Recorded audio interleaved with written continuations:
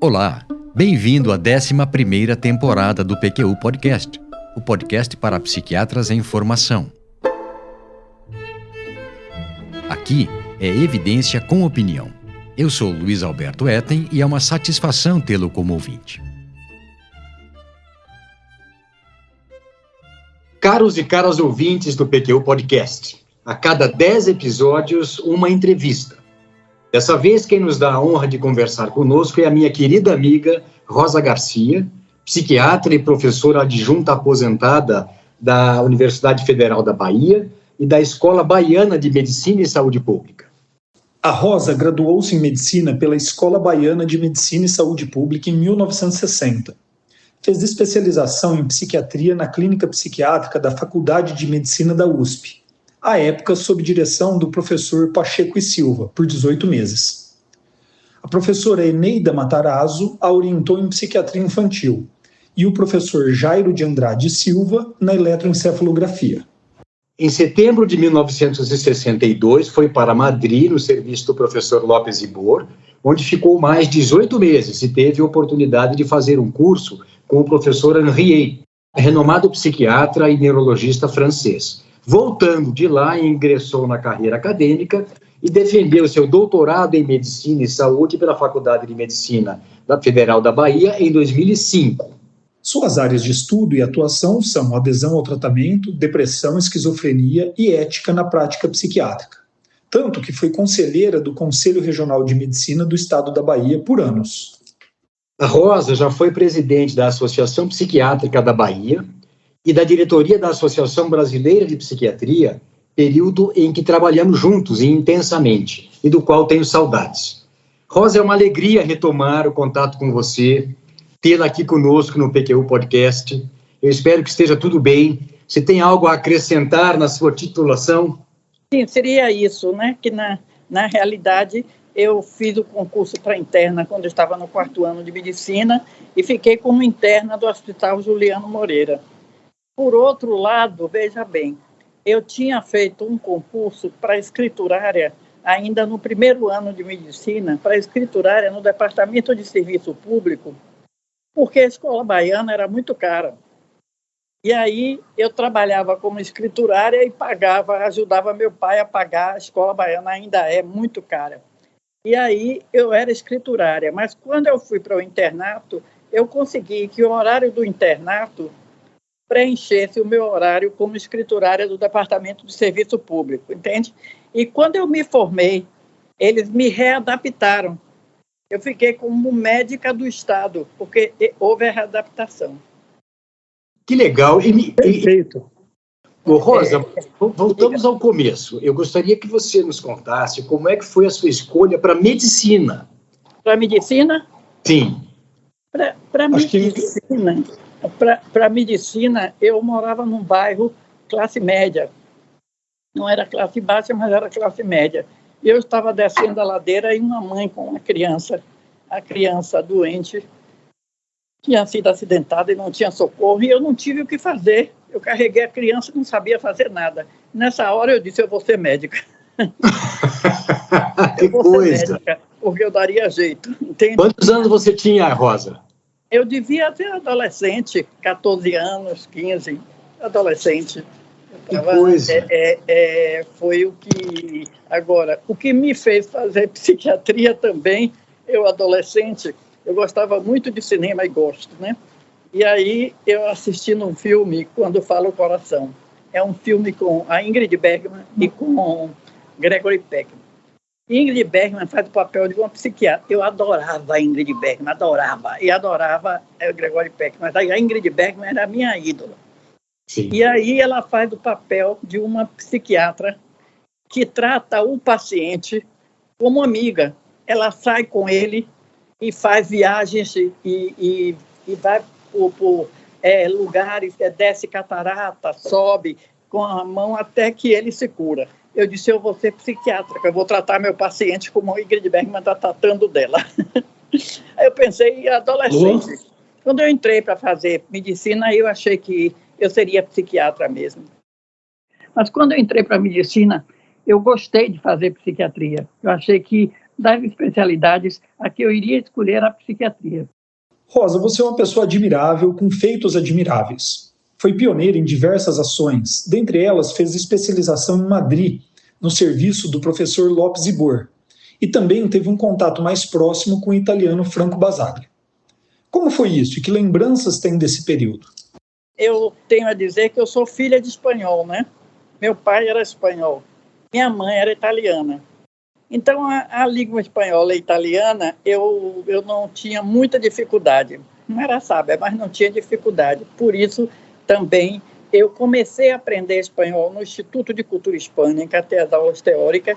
E quando o Instituto de Cultura Hispânica forneceu as bolsas para a Espanha, forneceu 2 bolsas, eu me candidatei e pude viajar com a bolsa que eu tinha do Instituto de Cultura Hispânica. Eu fui com essa bolsa, entende? E quanto ao italiano, Franco Basaglia, não sei se você alcançou, esteve aqui. Ele esteve em Minas e depois ele veio à Bahia. E eu fiquei como tradutora todo o tempo que ele ficou na Bahia. Eu fiquei muito amiga dele e muito pesarosa, porque você soube, ele morreu logo depois, né? Eu tinha um quadro que era uma ceia, que era de um paciente, do Juliano Moreira, que me deu, lindíssima. E aí ele foi na minha casa, ficou abismado com o quadro. Eu tirei o quadro e dei a ele. Esse paciente voltou a pintar uma ceia para mim. Agora, nessa ceia, ele colocou o anjo ajoelhado e colocou mulher. Ele fez um pouco diferente. Colocou mulher na ceia, 2 mulheres, Nossa Senhora e uma outra santa, e colocou um anjo ajoelhado na frente. Então, quando o Franco Basaglia esteve aqui, nós ficamos muito amigos. E eu senti demais essa morte de Franco Basaglia, viu? Demais. E você tem lembranças do curso de medicina, alguma coisa assim que te marcou durante o curso? Ou você já desde cedo dedicou à psiquiatria e ficou mais ligada à psiquiatria, Rosa? Não, durante o curso, o que me entusiasmava muito era o paciente, né? Quando eu fiz o internato, eu gostava muito do doente mental, né? Eu me sentia muito bem com o paciente. Inclusive, eu fui uma das pioneiras que deixava a porta da minha enfermaria, porque eu fiquei como médica eu falei, né, que eu fiz concurso para escriturária do Departamento de Saúde Pública, Departamento de Saúde Pública, não, Departamento de Serviço Público. E eu era escriturária, foi um concurso que eu tinha feito para ajudar a pagar a escola baiana, que era muito cara. E daí eu entrei como interna e depois eles me readaptaram como médica. E na minha enfermaria, nem chamava enfermaria, chamava pavilhão, as portas eram abertas.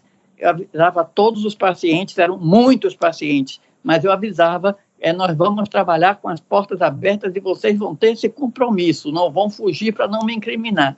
E o diretor, na época, era Gabriel Neri, e me ajudava.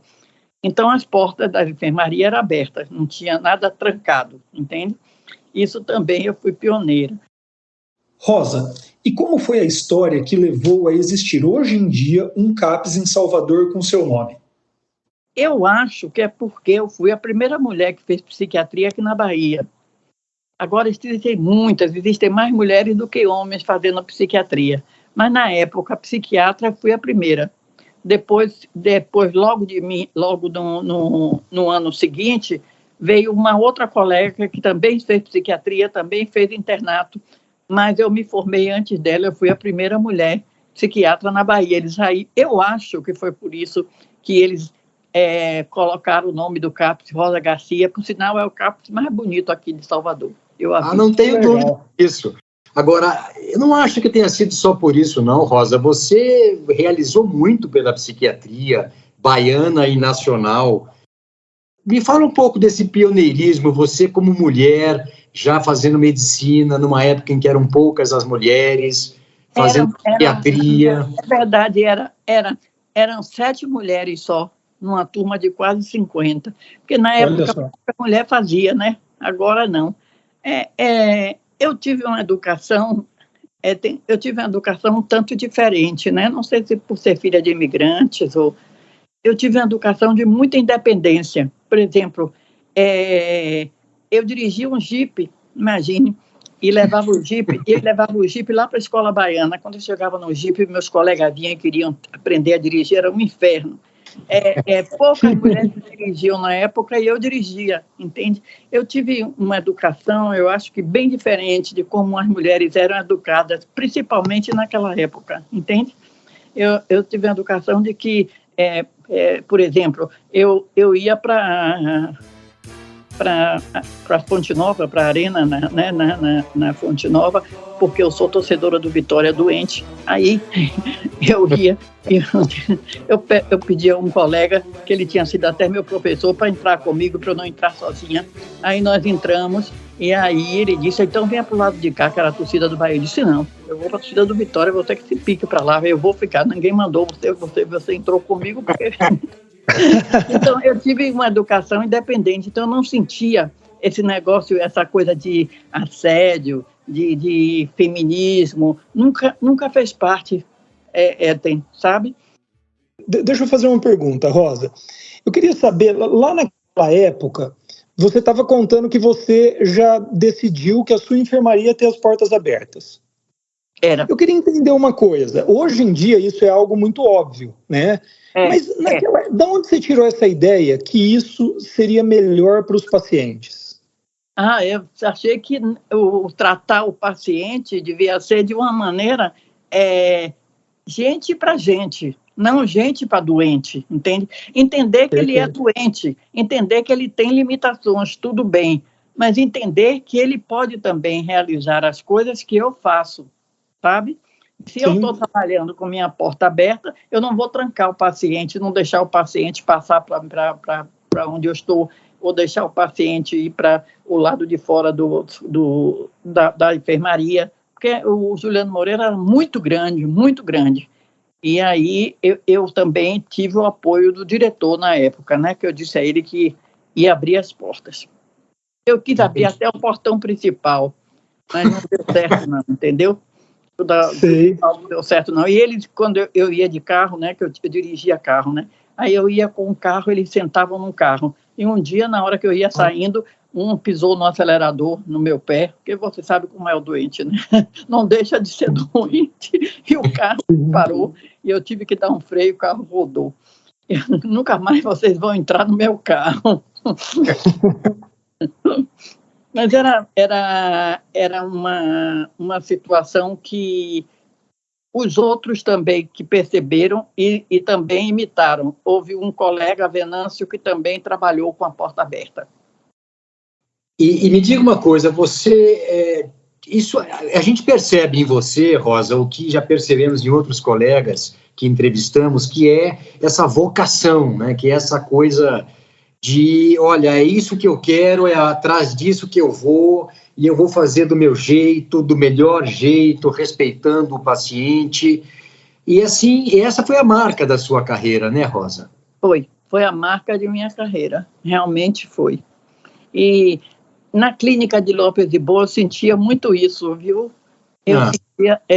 Eu sentia muito essa diferença na relação médico-paciente. Eu nunca me esqueço que o paciente estava se alimentando e uma residente estava esperando ele comer junto dele, né? Esperando ele comer. Era um paciente que tinha tido a tentativa de suicídio. E Lopes de Boa tinha recomendado muito cuidado, porque ele iria provavelmente tentar. E aí ela junto, porque ele estava se alimentando, ela junto, tinha um ovo inteiro cozido, ele deixou o ovo na garganta e morreu. Puxa vida. Foi terrível, eu nunca me esqueço disso. Mas a ideia suicida, né, quando é verdadeira... Mas deixa eu ver se eu entendi, lá na clínica do Lopes de Boa também havia essa maneira mais horizontal de tratar o paciente? Havia. Entendi. A relação médico-paciente era muito, muito próxima, viu? Entendi. Havia. E que outras lembranças, que outras coisas te marcaram, Rosa, dessa época lá da clínica do professor Lopes de Boa? Primeiro foi o estudo da depressão, né? quando eu fui para Lopes de Boa, tinham lançado aqui a imipramina, o tofranil, e quando eu cheguei lá, lançaram a clomipramina, o anafranil. E Lopes de Boa tratava a depressão com um zelo maior do que as outras entidades. Ele, por exemplo, eu me lembro de uma paciente que tinha dor, uma forte dor de cabeça, ele tratou com antidepressivo. E agora você sabe que se trata muito dor com antidepressivo, né? Lopes de Boa já fazia isso. Lopes de Boa tinha uma postura existencial que era bonita, né? Aquele tema da angústia vital, né? Se você vive, você se angustia. Se você vive, você pode acordar deprimido. Pode um dia acordar deprimido, não por isso você é um depressivo. Se você vive, você pode um dia acordar angustiado, essa angústia é vital. Você vive, então você se angustia. Então, essas coisas em Lopes de Boa me entusiasmaram. Ô, Rosa, agora que me dei conta, você então pegou, assim, no início da sua prática psiquiátrica, o início da psicofarmacologia moderna, os antidepressivos principalmente. Você, então, como é que você incorporou isso na sua formação?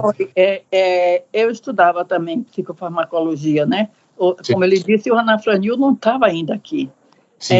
O ampliquitil já estava, os pacientes no Juliano Moreira já usavam, usava a imipramina, mas quando o Lopes de Boa quando lançaram o anafranil, a clomipramina, isso me entusiasmou muito, né? Porque realmente o paciente tinha uma resposta breve.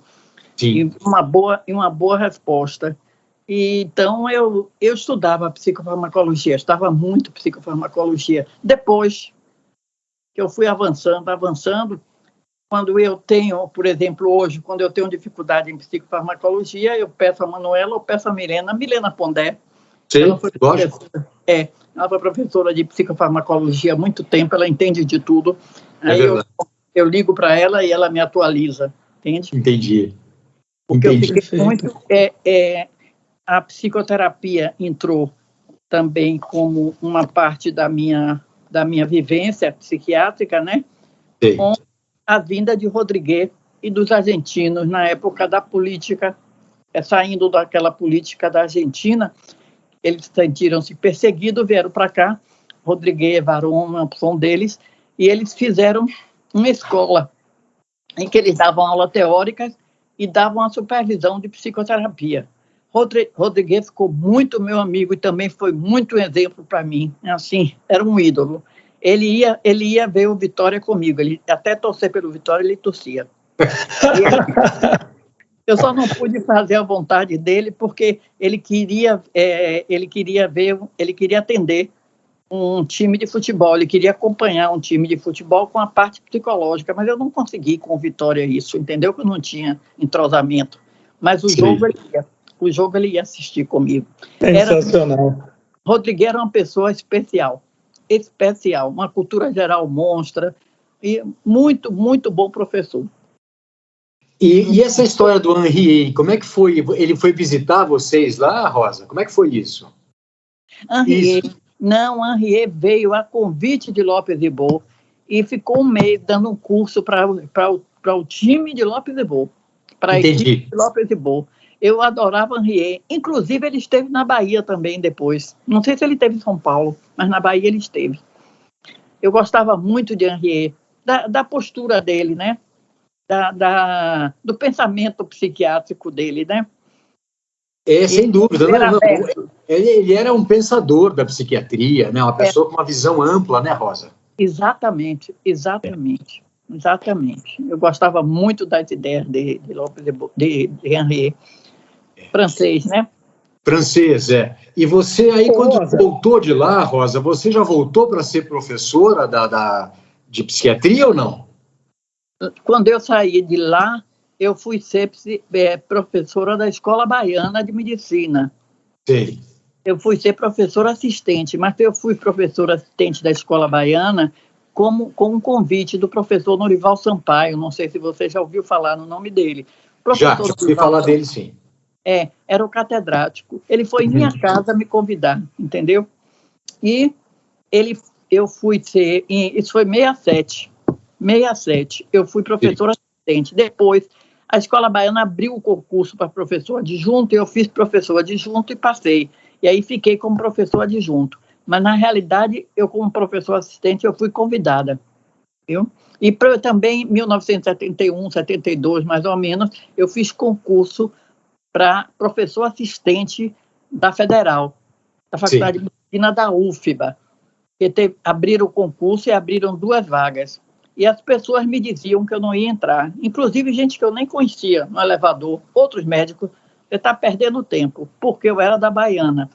E o pessoal da Baiana era rivalizado com o pessoal da Federal, entendeu? Entendi. Mas eu enchi a sala de gente importante, entende? Só faltei convidar o governador. E fui fazer meu concurso, eu disse, me reprovar, não vão ter coragem eu fazer uma prova boa de me reprovar, né? Então, eu consegui passar como professor assistente e depois o concurso para professor adjunto. E entrei como professor assistente. E aí você dava aula nas 2, Rosa? Eu dava aula nas 2. Daí, na minha análise, Varon disse que combinou comigo que eu saísse, ficasse em uma só. Aí eu falei para Norival, eu acho que eu vou deixar a Baiana ficar só com a Federal. Ele fez assim, não faça isso. O dia que você não puder dar aula, eu dou aula por você. Eu aí fiquei. Eu dava aula nas 2. Mas foi muito bom para a minha formação, esse contato com o estudante, viu? Foi muito bom o contato com o jovem o tempo todo. Eu acho que talvez seja um dos segredos da sua juventude, né, Rosa? Porque você continua em contato com os jovens, né? Você continua... Continuo. Eu atualmente eu faço supervisão como voluntária dos residentes da Faculdade de Medicina da Universidade Federal da Bahia, Esdras, não sei se você sabe quem é Esdras Campos. Lógico que eu sei, lógico que eu conheço Esdras, lógico. Esdras me convidou e eu faço uma supervisão uma vez por semana com ele, toda sexta-feira, dos residentes dos R3, lá de psicoterapia. Rosa, eu imagino que, eu espero que eles se deem conta do privilégio que eles têm de fazerem supervisão com você, viu? Ele foi meu aluno, né? Ele foi meu aluno no Juliano Moreira. E foi meu aluno também nas aulas teóricas, né? Então, ele ficou meu amigo. E aí me pediu se eu podia acompanhar a supervisão uma vez por semana. E para mim é ótimo, viu? Porque para a cabeça você atualiza, né? E além dessa vida acadêmica muito produtiva, você teve também uma vida profissional no consultório particular, na atividade associativa também. Como que essas atividades entraram na sua vida? Como que você fez para mantê-las tantas, em paralelo, com qualidade? Eu no consultório, eu me dedicava ao paciente, né? Você gostando, como eu digo, né? Você fazendo bem a psiquiatria, você tem clínica, né? E eu tinha uma boa clínica, eu ainda vou ao consultório uma vez por semana, ainda tenho um cliente. Eu vou uma vez por semana. E a atividade associativa não fui eu nem que me lancei, foram algumas pessoas que disseram que eu deveria ser presidente da Associação Psiquiátrica aqui da Bahia. E eu quis ter essa experiência, e foi uma experiência boa, foi uma experiência muito boa. Por isso que depois João Alberto me chamou e eu fui ser segunda secretária lá com Eten na Brasileira. Mas foi depois de minha atuação aqui na Bahia. Eu gostei dessa participação em uma sociedade, da convivência com os componentes, com uma ideação política, diferente de tudo que eu vinha fazendo até aqui, né? Que era só o científico, a psicofarmacologia, a psicoterapia, e aí eu tive uma outra experiência que foi muito boa. Na Brasileira, eu gostei demais, gostei demais. Não, foi ótimo, Rosa. Nossa, como foi... Eu lembro com muitas saudades dos nossos trabalhos, das nossas reuniões. Nós fizemos muita coisa, né? Fizemos. Contribuímos demos o nosso melhor ali pela psiquiatria, pela nossa associação, né, Rosa? Fizemos. Como você fez também pela Baiana antes disso, né? Fizemos mesmo, viu? Fizemos mesmo. Isso é verdade. E, Rosa, voltando um pouquinho agora falando um pouco, eu queria que você falasse um pouco de como foi o seu doutorado, que você acabou fazendo mais tardiamente, né? Eu fiz o doutorado em adesão ao tratamento, porque um amigo meu, muito amigo, infectologista conhecido, Badaró, ele estava trabalhando com adesão. E era, na época, estava na moda, né? E pouca gente estava investindo. Ele aí, como eu tinha também dificuldade em adesão ao tratamento do paciente psiquiátrico, eu achei a ideia boa. E fiz o doutorado em adesão ao tratamento dos aspectos psicológicos do paciente com HIV, porque eram os pacientes dele, né? Muitos pacientes. Eram pacientes que, na época, era 2005 que eu terminei, na época eles tomavam até 8 comprimidos por dia, eles tinham que levar os comprimidos para o trabalho, tinham que ter os comprimidos dentro do bolso, tinham que ter os horários marcados em agenda, para não esquecer. Era um tratamento muito rigoroso, que realmente a adesão era difícil. E incrível é que, quando eu fiz a revisão bibliográfica, o paciente que menos adere à medicação, que menos faz adesão à medicação, é o médico. Você sabe disso, né? Você sabe que eu não sabia não, Rosa. Não sabia não. Como é que é isso?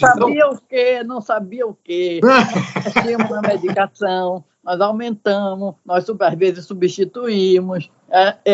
O médico é quem menos faz adesão. Veja a bibliografia. É quem menos faz adesão ao tratamento. Que coisa. Agora, será que ainda continua? Pior que eu acho que você tem razão e que continua assim, né, Rosa?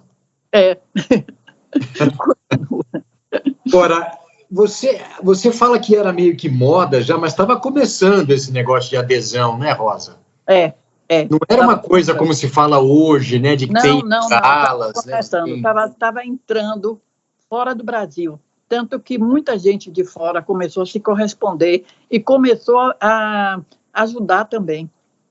Que eles estavam interessados, né? Mas eu não tinha nada publicado, por isso que Badaró me pediu para trabalhar com adesão.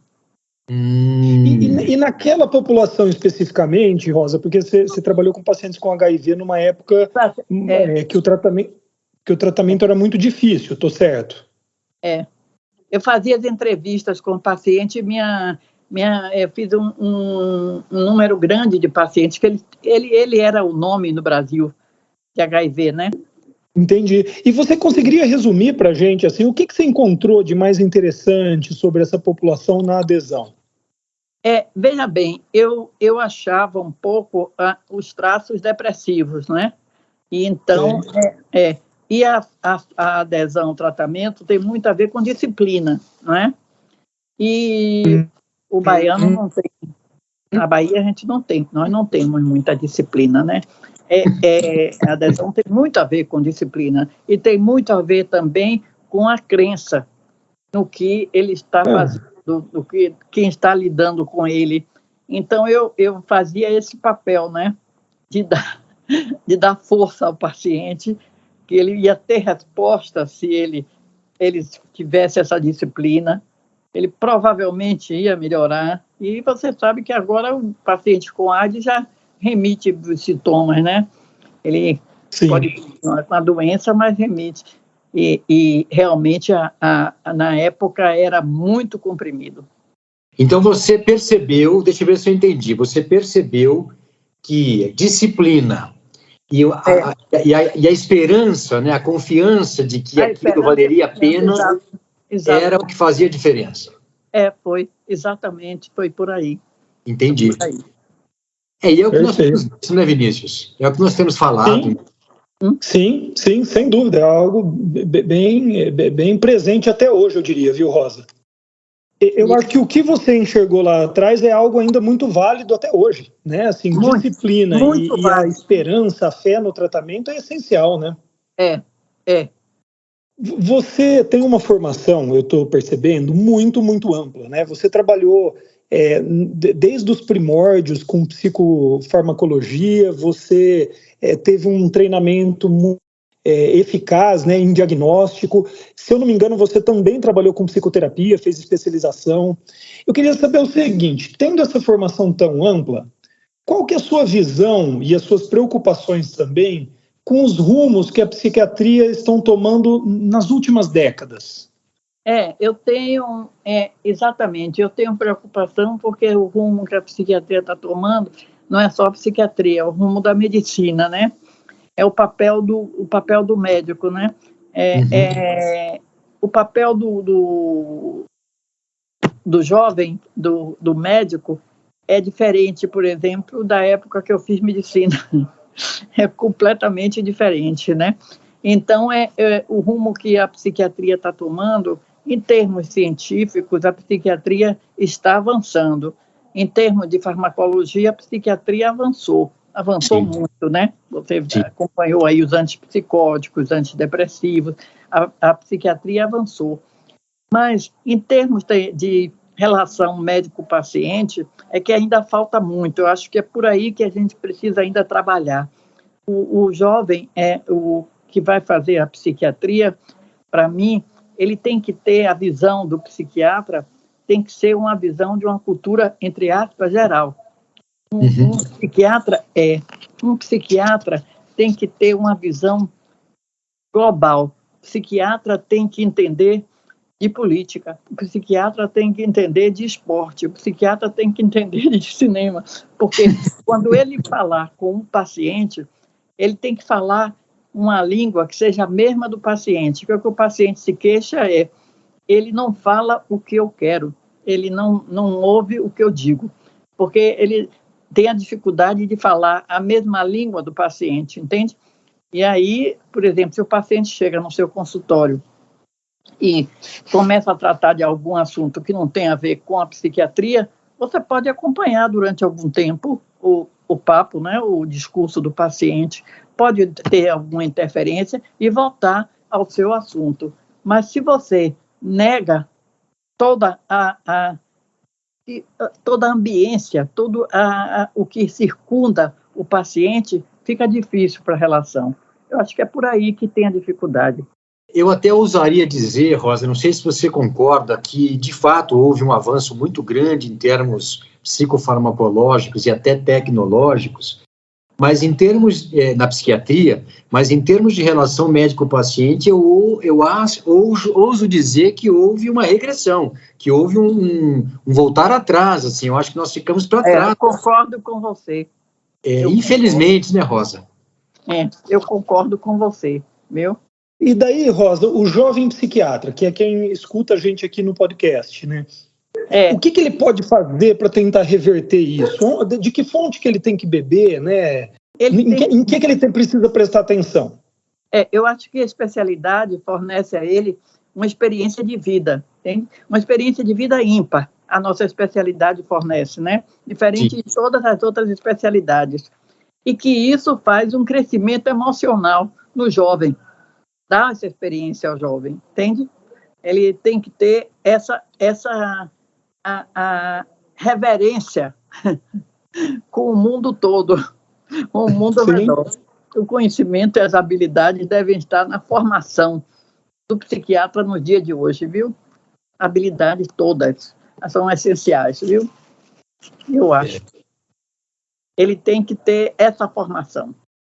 Eu que penso como você, Rosa, eu entendo que para isso é preciso tempo, é preciso dedicação, disciplina e mais ou menos uma espécie de alguém apontando o caminho. Olha, vá por aqui, isso aqui é importante, isso aqui você não pode deixar de ler, porque senão fica uma coisa... A pessoa se paralisa diante da imensidão, da grandeza, da grandiosidade do tudo, não é mesmo?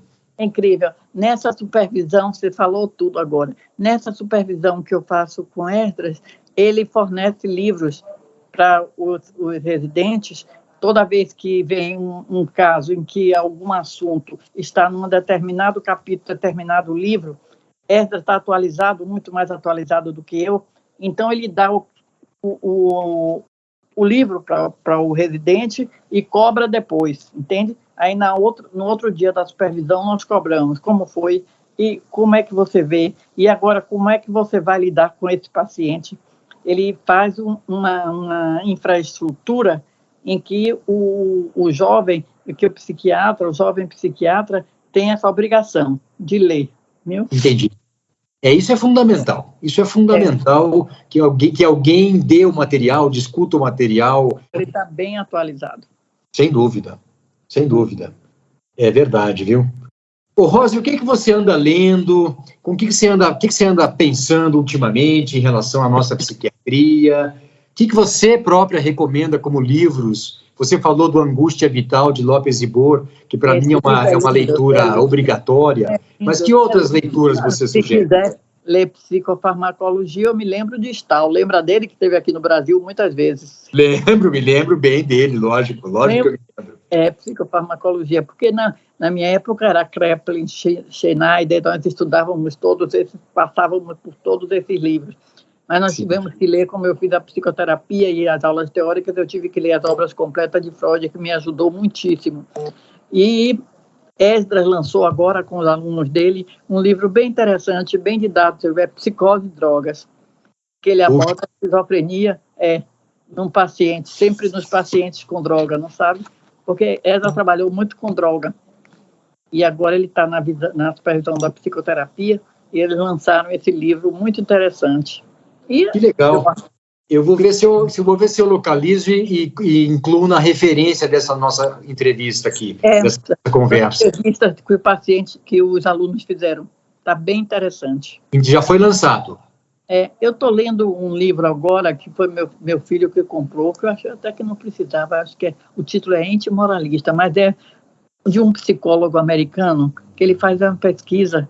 E nas entrevistas são muito boas, inclusive ele fez entrevista no Brasil, ele faz entrevista em diversos países, trabalhando com o que é o moralismo para um indivíduo, né? É o Jonathan Haidt, é um psicólogo americano, psicólogo social americano, muito bom. Isso mesmo. Você conhece, né? Eu não conhecia. Eu li esse livro, Rosa, e gostei demais dele, viu? Que legal. Gostei demais desse livro, fiquei muito impressionado com esse livro, viu? Eu também fiquei impressionada. E meu filho comprou por comprar, né? Não tinha nada a ver comigo. Quando eu vi na estante dele, que peguei, eu vi que está bem interessante. E o seu filho comprou porque ele estuda o quê, o seu filho? Não, ele é administrador. Ele é administrador, sei. Ele só gosta de livros bons, assim.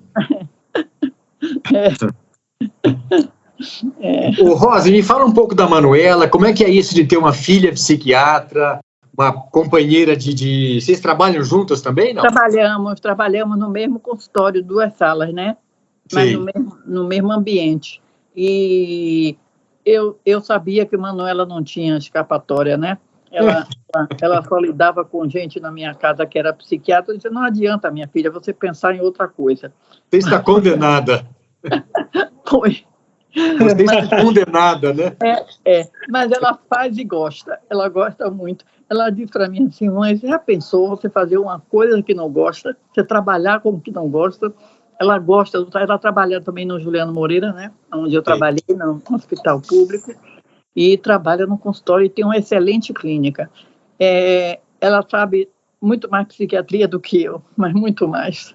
Isso é muito gratificante, né? Eu acho que ela sabe uma psiquiatria diferente, mas, Rosa, eu não sei, eu tenho para mim que você trabalha e trabalhava no que gosta, eu trabalho no que gosto, o Vinícius também, a Manuela também. É uma coisa maravilhosa porque a gente gasta muito tempo com isso, né, Rosa? A gente fica 14 horas por dia envolvido com isso, né? É verdade. Então, imagine se não gostasse. Se não gostasse, seria um castigo, né? É verdade. Eu dei uma entrevista para a Rádio Metrópole aqui, né? Eu disse até você, né? E a entrevista teve uma repercussão tão boa. E eu estava tão natural, tão na minha, mas ele falando de ansiedade, de depressão, de não sei o quê, e eu na minha respondendo, e saiu muito boa. E isso me gratifica, né? Eu posso ajudar as pessoas que ouviram, né? Lógico. E é o que você está fazendo aqui, concedendo essa entrevista. Você, sem dúvida... Vocês que estão fazendo um trabalho lindo. Muito obrigado, Rosa. Muito obrigado. Quantos vocês já entrevistaram, hein? Nós entrevistamos quantos, Vinícius? Entrevistamos uns 30 pessoas já. Isso, perto disso, Beleza, viu? Que mais, beleza de trabalho, viu? Muito obrigado. Que ideia, hein? Que ideia. Muito obrigado.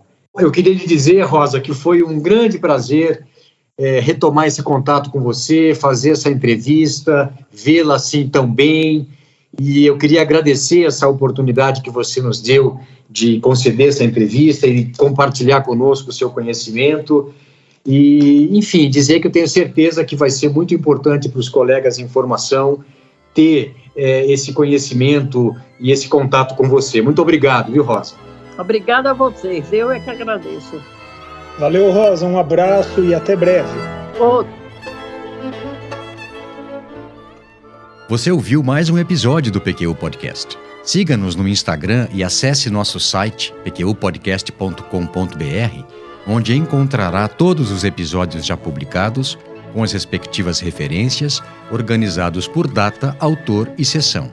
Agradecemos sua atenção.